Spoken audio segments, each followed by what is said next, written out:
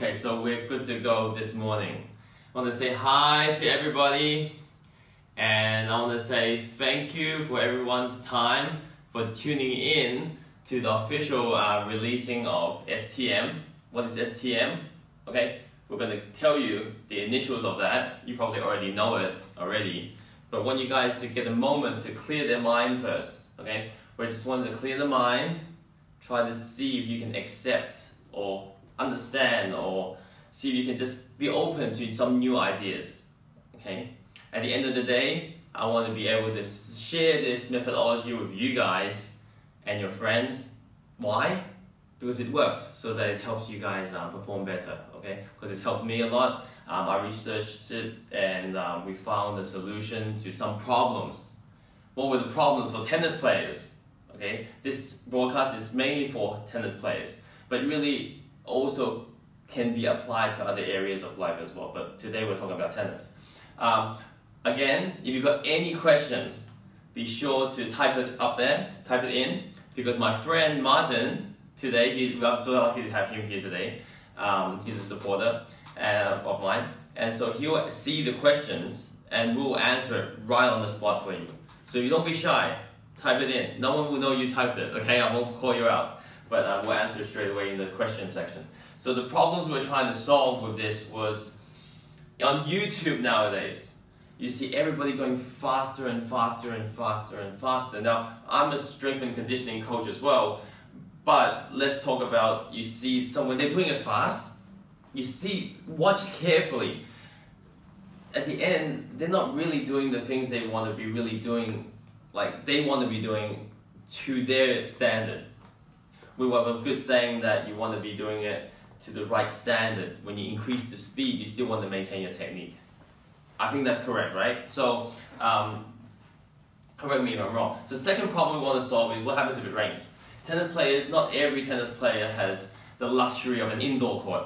Like today, I have to do this broadcast indoors. It was supposed to be outdoors, but it was raining today, so unfortunately for us. But definitely, our demonstration will show you that you can do stuff, training, serious training when it's indoors and it's raining, right? So, are we speaking the same language? So, have any tennis players, I mean, we're all experienced players, two types. Number one, yeah, we're going to use our grip today, and the V is here. So there's two players that listen to that information. So your V is here, but the other player's V is somewhere else. So we wanted to find a way so that players can speak the same language. We don't call our grips names. We call our grips with the numbers according to the location of your hand. So all players will be the same. It's like, if the player is like, oh, if we're talking the same language for STM, oh, I'm on grip number 1, or I'm on grip number 2. So we all know exactly what we're talking about instantly. And for players and coaches as well, for coaches that can communicate with the players, oh, hey, today we want you to do your homework. That comes later. Your homework, and I want you to be using your grip number 2. So they know exactly what they want. So, and also we have some friends who in countries that don't really speak English or read English, but it doesn't matter because it's nothing to do with language. Because players, people usually learn in 3 ways. Skill acquisition is visual, and then listen, and then feel. Mostly they copy. So in the book, there's a huge visual learning aspect in there. So if you, of course, there's definitely a lot of research and a lot of writing, but if for friends that don't really read, don't like to read, I understand. Even for English speakers, they don't like to read. It's okay, because there's a lot of visual material in the book. So that was another problem we wanted to solve. So players, are they really really doing what they want to do? Okay. Sometimes when they play without the ball, they do the motion, and then now they go and play, and then they look like something else. Okay, is this what they want to do? If that's what they want to do, that's fine. But if they're demoing, you know, and then they go and play, and then they look like something else, especially on the serve, we wanted to find a way to help players actually be able to do what they want to do. Through practice, they'll be able to do it with the ball at high speed. Cool? Okay, players need to relax. you know, a lot of injuries occur when players are stressed. You shouldn't need to be stressed when you're playing tennis. Tennis is a very gentleman, just relaxing sport. You go there to have fun. Yeah, you're not going there to have a gym workout. You want to go to a gym workout, you go to the gym. So we found a way to help the players relax in a systematic way. So homework is another thing. Homework for coaches to give to players, or players to give to themselves, or just communicating with their friend. This book, it provides a way to do that. Okay?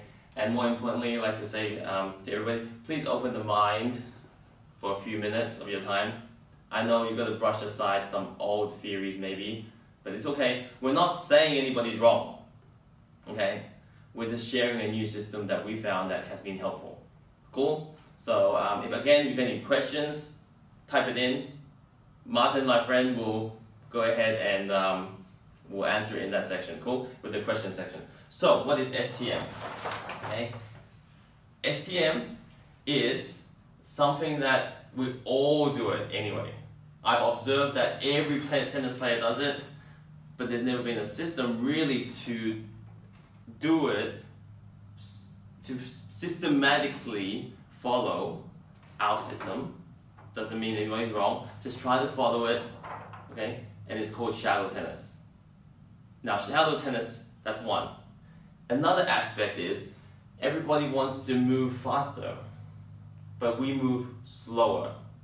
Cool? So there's a few elements add together so that becomes our system, okay? So shallow tennis is something that everybody does. So when they play a point, okay, before they play a point or when they go to practice, I always go and move my hand. I noticed I did it as well, so I'm moving my hand, but it's not really part of the whole stroke, right? You want to be able to train the whole thing systematically so that you get the results you want. And because every time you're doing something, you're forming a habit. Cool? We all know that you're going to do, if you're doing a bad habit, you need to do a lot more of the good habit to correct that bad habit. So it's so important to go ahead and boom, do the right habit from the first time. Okay, so shallow tennis movement training. We call it movement because you actually have to do a movement. The whole thing, the whole system. Okay, so we've been happy to get the TM on it, the trademark on it, and we'll show you a bit of it. Okay, cool. And here it is. Cool. And of course, this is the old sample. The new one will be out, and it's half the size, so that players can carry it on the court. As far as thickness, sorry, thickness is the same. There's a lot of content in there. So we've got, I'll see if I can show you, okay, show you guys. Am I on the right? Okay, so I'm flicking it from the wrong way, but here. So you begin by the intro with the grip section, with the research section, the justification for why I'm writing it like this. Okay, it takes you through the stages. See the ball, the spin of the ball is so important. Okay, stages, why you're doing what, and then we go to the, see, there's a lot of visual content in there. Okay, a lot of visual content. Okay, okay, cool. So, but the most importantly, for the first 100 orders, you get a flip book. Yeah. So what's the flip book? Yeah, that's like genius. Yeah, and it was not my idea. Okay. Idea was from one of our Vienna members, Ellen. She's amazing. Okay, shout out to Ellen right now if you're watching.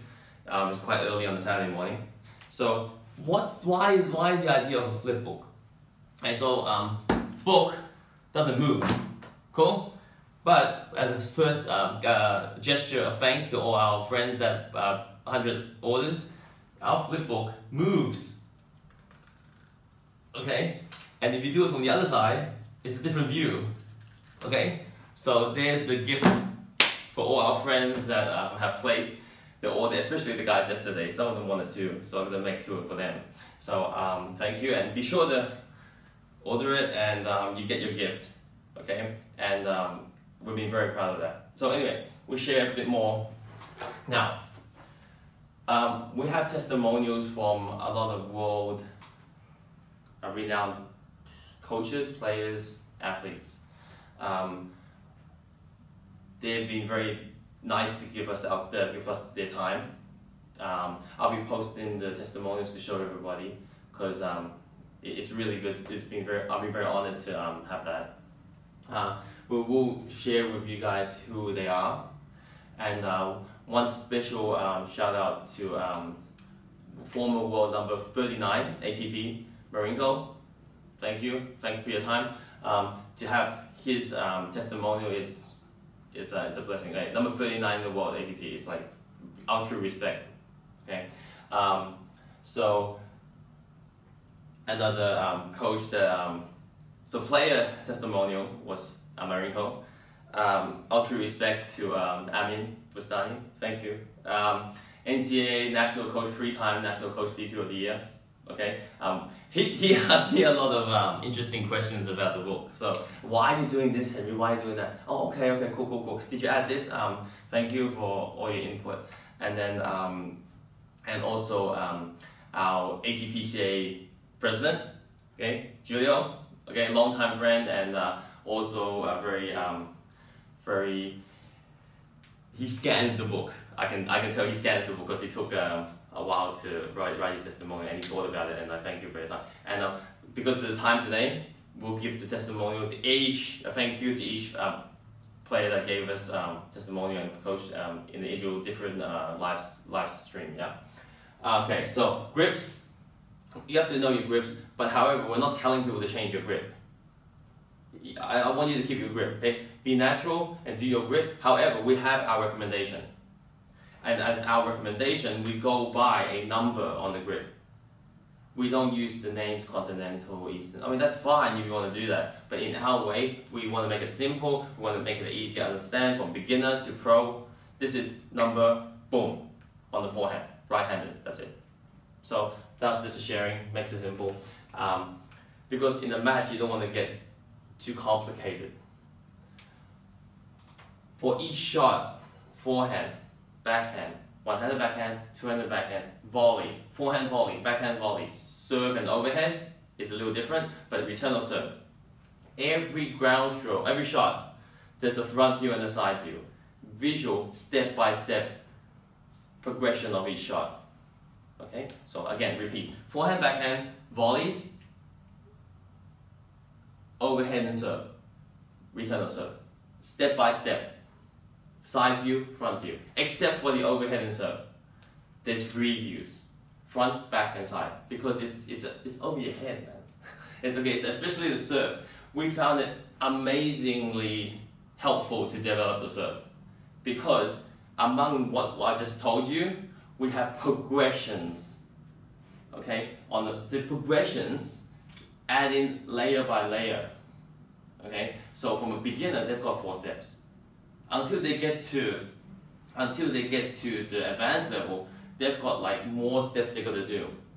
So because there's more steps, we got to go slow.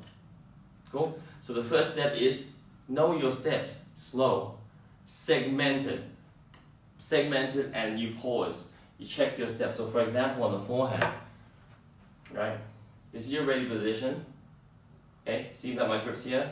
I'm not here, elbows out. Okay, and do I need to get this low? No, I don't need to because I'm not really at the net. Okay, the ready position of the net is different from the one at the baseline. Okay, so anyways, example, so steps. Okay, for beginner, for example, because of the limitation of the room. Okay, to the advanced level, you would be going like this.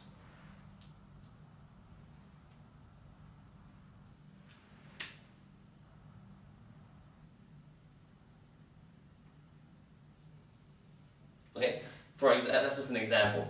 So you will have 2 stances. Okay, the 2 stances is because if you're going this slow, you don't want to be moving, jerking around all over the place. That's good because we're testing your balance. We're developing the balance. We always believe when you go slow to have 2 feet on the ground. Okay? Again, we're not playing like this forever. It's a way to practice so that later when you get back on the court, you go fast again. We're not saying go slow forever. We're saying this is a progressive, systematic way to develop and train. Okay? Of course, you're not going to go like this in the match. Okay? Once you get the steps, okay? Oh, by the way, there's also a recommendation for the high ball and low ball. High ball, low ball. Also a recommendation for, we call it the rising trajectory and the penetrating trajectory, because you're not going to always play defense. You're not always going to play offense. You're going to need two trajectories. So, for example, the net is here, and the ball flies over like this. Is different from a ball that flies over like this. You need to know the difference. You need to know the difference between the swings that can generate the two trajectories on the ball. One's rising, one's penetrating. Correct? You cannot hit the two the same way. And if you're hitting the two the same way, my friend, you gotta get the book. Okay? Because we'll tell you the difference. Okay? So, after you know your steps, you need to practice. However, you only need to practice a little bit each day. I've tested on many of my students and players, and a little each day is better than one huge load a day. One day. Little each day. You don't have to do a lot. Just do it systematic, the right method, a little each day. It stays with you more. Okay? Then you go to the flow stage. From slow, segmented, so you know where everything is, you will make sure now you flow. You flow. So for example, on the forehand, I just demonstrated that particular forehand. That looks like that.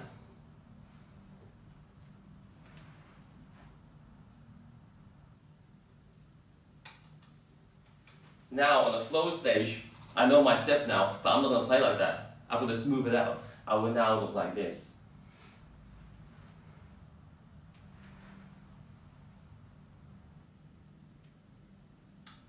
Okay, so that's, you flow. You make sure to connect the dots together. So that would help you understand your swing without the ball, but going slower. I think that's very important because you don't want to go from segmented to fast.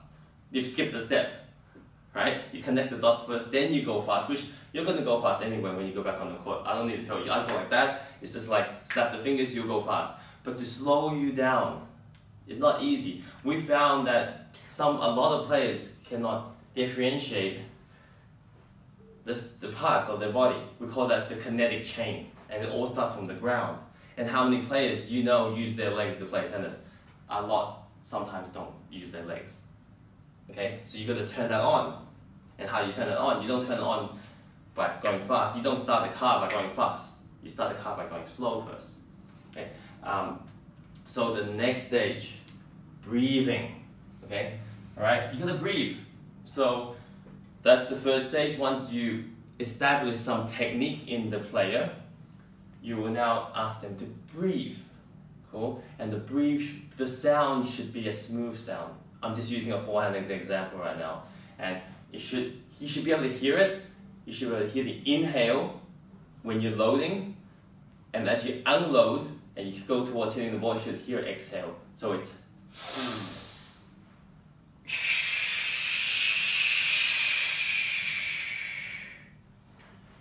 it's a smooth shot. It shouldn't be. I mean, I got a friend. I see them very often, very frequently, but the ball doesn't go very fast. So I feel very sorry for them because they're using a lot of effort, but the ball doesn't go. So tennis, you can have smooth strokes like Mr. Federer. Okay, respect for Federer there, right? Okay, so breathing is the first stage. Now the fourth stage is probably the most powerful part you got to do. Once you've established the slow, the flow, the breathing, now what happens is you got to visualize the ball. Now, how many times you've seen players, they hit the ball, but they don't think about what they're doing? Professional players see the ball that they're going to hit before they actually hit it. They know what they're doing before they hit it, right? You have to know what you're doing, right? So the thing is, you got to practice visualization. Every time you do it, before you hit the ball. You cannot be thinking the same way for different shots, because the ball's different, okay? So, for example, if I want to hit a rising looper to the backhand, okay, for all my tennis friends out there, my shot will not look like that. My swing will not look like that if I want to hit a rising looper. Cool? I've got to think about it, have it once happen in my head first. It doesn't take 5 seconds, it just takes 2 or 3, right? It's really quick. And then, see, my hand got higher because I thought about it. My hand got automatically higher. So the visualization actually helps the athlete once they've established the slow and flow part of the technique. It makes sense. If you do it, don't say it's yeah. If you actually try and go through it, it actually helps. Okay, it takes time, but not a lot of time. So visualization, what do we visualize? There's so much things, it's part of mental tennis. There's a lot of things you can do for visualization, but we will stop at the ball. Okay? Just to share with you, I don't want to tell you everything because the book is there, right? So 5 parts of the ball, of the flight of the ball. There's 5 parts. Okay? I'm going to share with you the most important part is, now I'll just tell you all. I'll just tell you, okay? Because there's no point holding it back, okay? First, when you hit it, the first thing you're going to visualize is the spin. That's the first initial touch, right? Okay? You visualize the spin. So I can tell my player, hey, the ball's going to be rolling from 6 to 12. It's a topspin. And the contact point from low, from underneath the ball, get under. So if they get under and they visualize, they're not going to do that. There's so many players that tell them, the coaches and players, don't cover the top of the ball. I still have cover the top of the ball people. Okay, so you got to make sure you go up on the ball. Cool? Maybe you go into and up later. But please don't cover the top of the ball. Okay? So by telling them to start really low and brush upwards, visualize first, it solves a lot of problems. Oh, then they know, okay. So also another thing is, try to take a moment. Take a moment, okay? If I tell you now to smash the ball outside the court, tennis court, out of the court, over the fence, envision it first, and then you go do it, I don't think anybody would do this, right? So you don't always have to tell them how to do something. They know how to do something. They might do it in their own little way, but they'll get the ball up. So what I'm trying to say is, you tell them what to do, they'll do it, they'll get it done with their own technique, which is established here. Okay? There might be some variations, because no one's exactly the same, not everyone's exactly the same. So we establish the technique here, now we tell them that objective here, and they must visualize. Okay? Spin on the ball. Once it leaves the racket, it could be rising or penetrating. Okay? So if they're visualizing a penetrating ball, then they better be executing the ground stroke blueprint for the penetrating ball, which is established here. They've already learned it here. This is the 4th stage. Visualization is the 4th stage. The height over the net, you can aim lower or higher.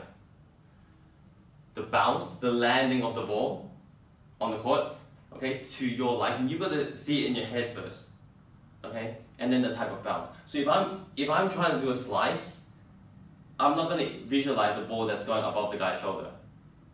It just doesn't make sense, okay? So visualize the ball skimming through, and then your slice, your hand will all be the technique will more correspond to the shot that you visualize that you're going to hit. And that takes practice. Visualization takes practice, okay? And visualization has worked for many world athletes in terms of them visualizing winning their championship, or they're going on the court, how they're going to play, how they're going to beat their opponent, what strategy they're going to use. And it's not just for tennis. Okay, don't underestimate this part. Okay, this is one of the most important parts of every sport. Not even just sport, I mean just life in general. Okay, like for example, you go to a place, I'm going to go to a place, okay? I'm not going there yet, but I'm going to visualize how I'm going to get there, I'm going to plan my route, right? same idea. If you don't see it happening in your head, it's not going to work. Okay, trust me, I went through the pain before, so I don't want you guys to go through the pain. So, okay, references. There's been I couldn't carry it here today. Sorry. Okay, too much books. Okay, so that you guys don't have to waste your time reading. Okay, I read it all for you, and it's all in here. We'll be posting that to share with everybody. Okay, a lot of great people have written a lot of great books. Okay, I go and read them. Okay, and we give credit to them. We give credit to whoever wrote the idea. One of the greatest ideas is this. Okay, let's take a moment. Take a moment. We've got a black room right now. Okay, imagine. Okay, I turn on two lights. Okay, two lights. You can see it straight away. Imagine you have different situations. You got 100 lights. Okay, different situation now.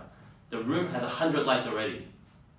You turn on two. You don't really notice those two lights. Okay, so the first one, complete darkness. Turn on two lights. I see it. The other room has 100. I turn on two. I might notice, but I don't notice it as quick. So what do these two examples? What is this trying to tell you? These lights are the messages that you're sending to your body during an exercise, right? If I'm sending so much messages, I don't really notice that detail of each light or message in this situation, right? However, if you slow things down, if I slow things down, I know exactly where everything is. Okay? As you train that way, you'll get to know more about yourself as a player, no matter what level you are. As a beginner, really helps if you're a beginner, right? But you won't be a beginner for very long because you're actually knowing what's going on. Okay? Two world-class athletes that can sometimes seek a solution to take a step back. Okay?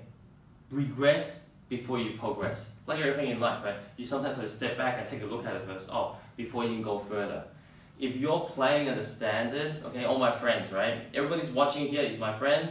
If you're not improving to how you're liking, that means you're probably doing what you've been doing, right? Maybe try something else. If it doesn't work, then hey, it doesn't work. But make sure you follow it fully first before we criticize something, yeah? I don't criticize anything that's been told to me first. I try it first, okay? Because if I criticize before I try, the only one I'm fooling is myself. And I want to improve, okay? I really want to improve because every day, that's what gives you meaning, okay? Then that will leave it at there, okay? Every day gives you meaning, or else why you're here, okay? You know what I mean? Okay, so research and tested, a lot of research I've read, and we've made sure that the steps, if you follow, for ground strokes, volleys, slice ground strokes as well, right? Overheads and serves, returns, okay? You follow them, that will give you a great grounding to the work that you want to do when you're playing the ball game, okay? So I think I'm gonna give a little rest time here. Martin, is there any questions that anybody asked? No one asked questions, that's great because then we can go on. So 100, or first 100, okay? Orders will get a nice gift for you guys, okay? Nice gift for you guys, okay? And this is one of the, it's actually a learning tool for you. So STM, we hope to help everybody, and we've been very happy, honored that it's been welcomed.